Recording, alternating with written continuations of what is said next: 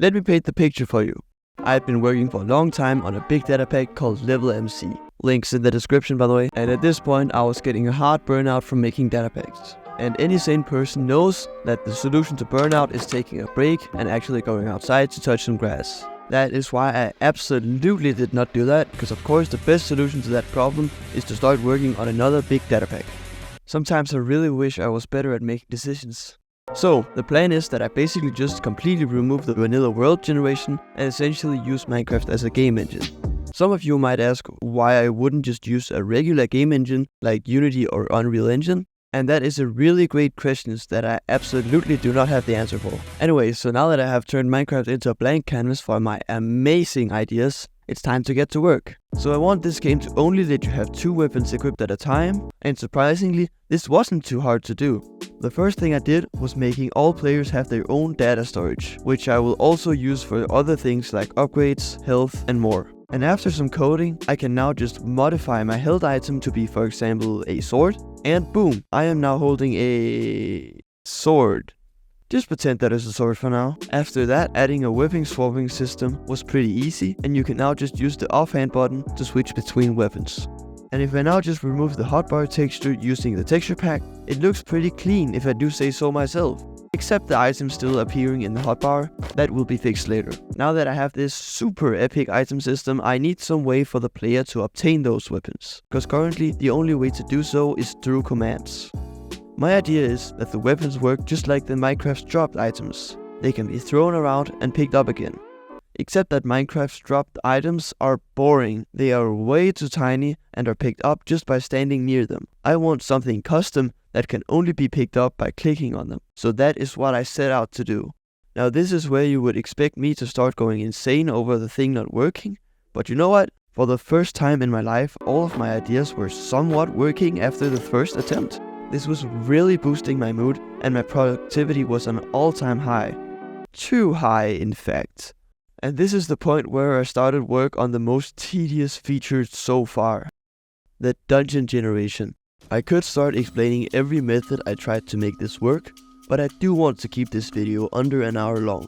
Instead, I'll just explain the final solution I used. So the idea is that I use Minecraft structure blocks to make Minecraft do all the hard work for me. Though, structure blocks aren't very flexible. They have issues like corridors leading onto nothing and needing to be generated in a new chunk to be random every time. The need for being generated in a new chunk was fixed pretty easily, as I could just generate the dungeon with an increasing offset every time, and then just use clone and teleport commands to move the dungeon back to 0, 0. And then I fixed the corridors leading onto nothing by placing an armor stand at every corridor. Then when the structure is generated, I check if there is another corridor stand right in front of every corridor stand. If not, I simply just remove the corridor. This might have sounded very simple when I just explained it to you, but trust me when I say that this took a very long time. So, now that I've finished the dungeon generation, it's time for the fun part. Because currently the dungeon is pretty empty, and it's time to fix that. The idea is that all corridors have darkness that prevents you from seeing what is on the other side, and it then goes away once you enter the room. I now have that working, but you might notice that these rooms are quite empty, and the reason for that is I hate building, but I can't keep procrastinating, so I'll just get it over with.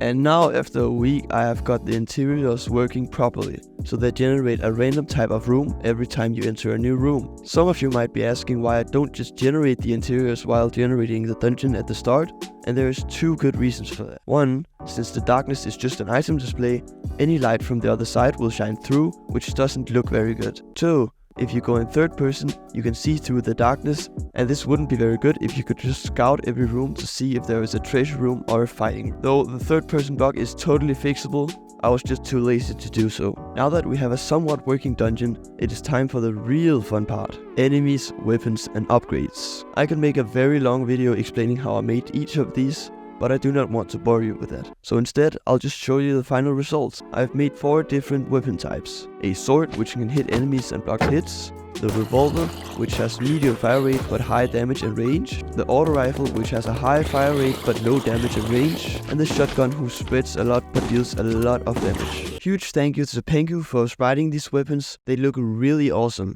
Each of these weapons can be upgraded using the 8 different upgrades. In the initial release there is nothing but stat changes, but do not worry, The next major update will include some more interesting upgrades. Using your weapons you can fight a range of 4 different enemies. The zombie, which jumps high into the air to make high damage ground pound. The slime, which damages in an area each time it lands. The skeleton shoots magical beam at you. And finally the crystal, which makes another enemy immune to damage until it is killed. This data pack has taken the entire summer to make. And to be honest, I probably wouldn't have stopped if I didn't have a time limit. But life has more to it than this, and I was heading towards boarding school, so I really needed to round it up. And because of that, a lot of things were left in the ideas list.